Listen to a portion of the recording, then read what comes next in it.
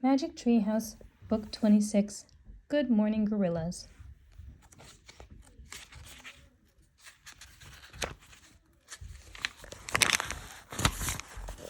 Prologue. One summer day in Frog Creek, Pennsylvania, a mysterious treehouse appeared in the woods. 8-year-old Jack and his 7-year-old sister Annie climbed into the treehouse. They found that it was filled with books. Jack and Annie soon discovered that the treehouse was magic. It could take them to the places in the books.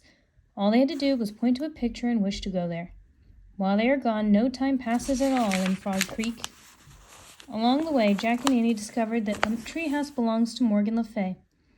Morgan is a magical librarian of Camelot, the long-ago kingdom of King Arthur. She travels through time and space, gathering books. In the Magic Treehouse, books 5 to 8, Jack and Annie help free Morgan from a spell. In books 9 to 12, they solve 4 ancient riddles and become master librarians. In Magic Treehouse, books 13 to 16, Jack and Annie have to save 4 ancient stories from being lost forever. In 17 to 20, Jack and Annie free a mysterious little dog from a magic spell. In books 21 to 24, Jack and Annie help save Camelot. In 25 to 28, Jack and Annie learn about different kinds of magic. Chapter 1. Dark and Rainy. Tap, tap, tap. Jack sat up in bed. Rain tapped against his window. His clock said 5 a.m. It was still dark outside. Annie peeked into his room. "Are you awake?" she whispered. "Yup," said Jack. "Ready to find some special magic?" she asked. "Maybe we should wait," said Jack. "It's so dark and rainy." "No waiting," said Annie. "I'll get an umbrella. You bring a flashlight. Meet you downstairs." Okay, said Jack. He jumped out of bed, pulled on his clothes, and put on a jacket. Then he grabbed his backpack and flashlight. Jack slipped downstairs and out the front door. Annie stood on the porch in jeans and a t-shirt. The air was chilly and breezy. "Don't you need a sweater or something?" said Jack. "I'm okay," she said. "Let's go." Annie raised the umbrella. Jack turned on the flashlight. They followed a circle of rainy light down their street into the woods. They headed through the Frog Creek woods. The flashlight lit up the trees, wet leaves and dark branches. Then it shined on a dangling rope ladder. Jack raised the flashlight beam. "There it is," he said. A circle of light lit the magic treehouse. "Morgan's not here," said Annie. "I can tell." "Maybe she left us a message," said Jack. Jack grabbed the rope ladder and started up. Annie put the umbrella down and followed. When they climbed inside, Jack shined the flashlight around the treehouse. Morgan Le Fay wasn't there, but the scrolls from their trip to England were. "Here's proof we found a special magic yesterday," she said. "Yeah," said Jack, smiling. "Theater magic." He had a great memory of acting in a play by their friend William Shakespeare. "Did Morgan leave us a new secret rhyme?" asked Jack. He shined the flashlight on a book lying under the window. A piece of paper was sticking out of the book. "Yeah," said Annie. She picked up the book and pulled out the paper. Jack shined his light on the paper while Annie read aloud. "Dear Annie and Jack, good luck on your second journey to find a special magic. This secret rhyme will guide you. To find a special magic in worlds so far apart, speak a special language. Talk with your hands and heart. Thank you, Morgan."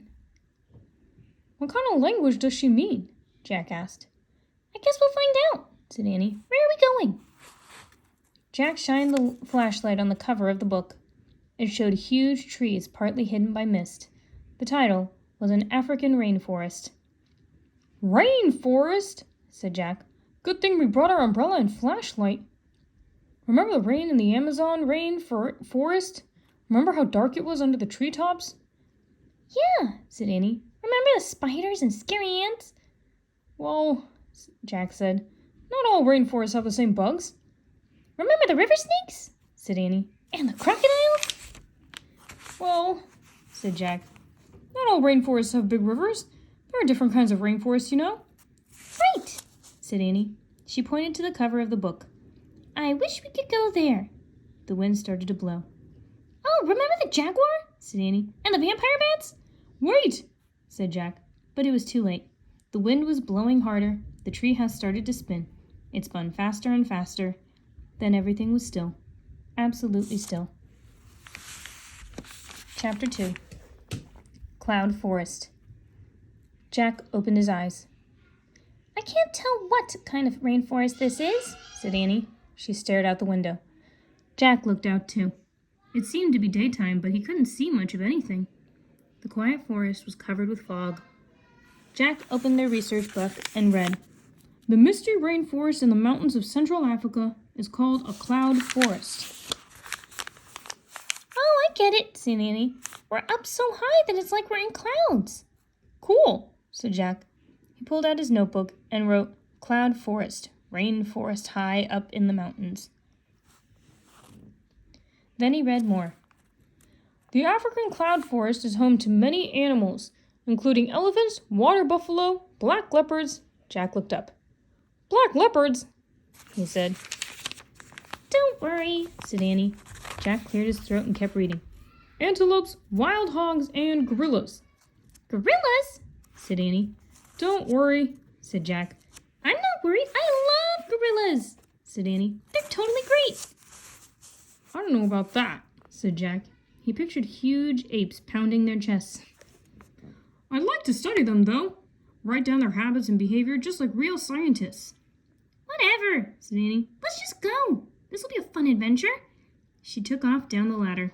Jack threw his notebook, the research book, and the flashlight into his pack. He hooked up the umbrella over his arm. Then he followed Annie. When they stepped onto the ground, Jack could see better. The fog had turned into a fine mist. Jack and Annie started through the cloud forest. They walked around huge trees draped with moss. They pushed past tall shrubs and leafy plants. "Wow, look at that tree," said Annie. She pointed to a fat tree. It had a wide lower limbs padded with thick cushions of moss. "It looks like a piece of furniture," said Annie. "Like an armchair." "Yeah," said Jack. "I better draw it." He put the umbrella on the ground. He pulled the flashlight out of his pack and put it next to the umbrella. Then he took out his notebook and pencil. As Annie walked ahead, Jack started to draw a simple picture of the fat tree. "Hey, Jack," Annie called in a whispery voice. "Come here quick." Jack grabbed his pack. He moved around the tree and caught up with Annie. "Listen," she said. Jack heard branches snap. Crack. A leopard? He wondered. Crack, crack. Jack nervously looked around the forest. "Maybe we should go back up to the treehouse," he said. "We could read a little more and learn a little more." Annie didn't answer. Jack turned to her. She was grinning from ear to ear as she stared into the bushes. Jack followed her gaze. A dark, shaggy little head was peeking out from a cluster of leaves. "Boo, boo," a small gorilla asked.